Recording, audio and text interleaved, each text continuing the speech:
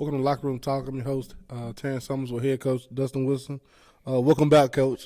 How was fall break in the bye week there? Yeah, it feels like a long time, don't it? No, fall break's good. It's good for everybody to get away for both weekends is how we do it. We give them Monday and Friday off.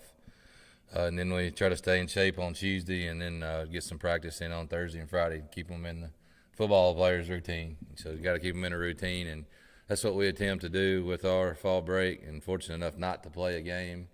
Hopefully this 2-year cycle that we're all about to endure right now happens to be the same. But, just good to get away. Seniors come over after Thursday and had a good lunch and sit around and played some cards, taught them how to play some spades. I know Keon will probably get a kick out of that, saying that for him. But yeah, sit around. They was playing Madden and just chilling and taking a Friday off and a little family time. And here we go again. Hopefully it's halfway over. Yep, that's nice to have that mingling there with the guys. That's great. Yeah. Getting to see, like we said before, last week or week before last. Nice to see the coaches, outside of coaching environment and human beings, right? Yes, that's right. It's perfect. Yeah. Health wise, you had Daniels out, Benford out, Crenshaw got dinged up there in Beach. How's the health, to this point now after that week off? I mean, they all just like everybody else. Everybody in week, what is this? It'll be the 9th game, so week 10, I guess is what it is. Everybody's sore and everybody takes a fall break good, so it was good for them. And Daniels has been the long injury, so he's progressing every day. And Jake does a real good job getting them back. He puts them through rehab and gives me a report every day. So every day they're progressing, and we just hope Friday's the day he lets them loose. So we got them in the mix. We got them prepared mentally, and just when the physical says let's go, that's when we'll be ready. So just our job, the kids' job, to get in the training room, just like as well. Football brings you those challenges and get better and stay sharp mentally. So we're ready. It's nice that you get that break there this late in the season. I always me personally, hate when people have bye weeks like week 2 or week 3. It's basically pointless, It just don't help. Yeah, but you get this far in the season, that good bye week and it's fall breaks, you really get to relax, let your hair back, and then you come 2 region games and get ready for the real test. Especially after Henry County Beach weeks, when you play good football, it's good to get a week off. Talk a little JV football. The JV Springfield Yellow Jackets 62-28 win at home Monday night versus the Northwest Vikings. Another big win for them, Coach. Yeah, that was you get a score like that, it's one play drives. Obviously. Yeah. Whether it's a kickoff return, Sidner had a kickoff return. Cobbins had a bunch of big plays, doing some things with different quarterbacks or different. I know the old term wildcat gets used too much, but anyway, working another quarterback in there, and Jabraylon Ellis had a good night as well. So just them are all the kids. Obviously, they was blocking up front. Jackson, Wilkes, DeMarion getting some reps at guard, and on the other side, just to be honest with you, I can't even remember on the other side. Burr may have started as a freshman on the right guard, going back all the way to the overside, the right side there, the right guard. But a lot of good stuff, a lot of one-play drives. We don't score 62 points. No. We don't do that. But we did the other night because the kids were running around having fun, doing good, blocking good. We could still work on tackling, as every defensive-minded coach will tell you. But they had a lot of fun, and it was first little freezing. It was cold. So they learned a lot about that too, as we say each and every week. JV learning, like, oh, my finger hurts. No, it's just 30 degrees, and it's the first time it's been cold. It don't really hurt. But, we played a game in the cold, was successful again, and we got one more against Portland the following Monday, and that'll wrap up the JV session. I was with your dad at the commissioners meeting. He was saying, I heard they out there doing it. I said, yeah, they can have it out there. It's pretty chilly out there tonight. I don't think they'll be seeing me. He said the same thing, wrapped up in Carhartts probably. But I've seen a lot of blankets, and that's football, man. Yep. It's ready to rock. Grass is about to be brown. It's that time. Pull them Carhartts out, and playoffs. Speaking of JV players, I said JV, ending next week. Will you see some of those guys? 'Cause I know Jabraylon and I think who else? Little Cobbins. You got those guys who you talking about next on varsity? Yeah, they run down on kickoff a lot, and that's their thing. We see them, a few more of them starting to come on special teams a little bit as the JV season ends, or how they go. Probably. I mean, you use them as healers, really. Yeah. If somebody else gets dinged up, you may want to take a varsity rep from somebody else to to get them on. But it just proves that they're ready, regardless if they get to play or not. We've even played Pettis in some of it just because of having some other things or positions open. It's not really about their skill level, or at sometimes it's not about their skill level. It's just, are they ready to see every signal, execute every play, and do what they're asked to do? And then obviously they do it all the time. So that's just what JV's about. But yeah, I would say Cobbins is getting in the mix. He may be one of the better blocking wide receivers we got. Just that may be because that's what he's getting after right now. Yep. You never know about kids and what they do a little bit better than the other ones just because of their pride level. But Ellis had a good night, and the Philippe kid does good, and Sidner does good. Matthew, all the linemen really are about backup. So yep, all the linemen are, and I like our linemen. I like those young linemen. Yeah, the linebackers too, Josh Lee and Reynolds they're backups too, and they play a lot of JV reps. So yeah, it's they're getting close. They're showing us they're ready, and it's been good. I think we played 8 games. So y'all played a full season. It's been killer, so it's been great, and got one more left. That's what scares me about this scheduling coming up. When you talk about who we're playing and what, man, those JV games are so important, and we just hope we get another schedule with them because it's been real good this year. Playing time with all those kids.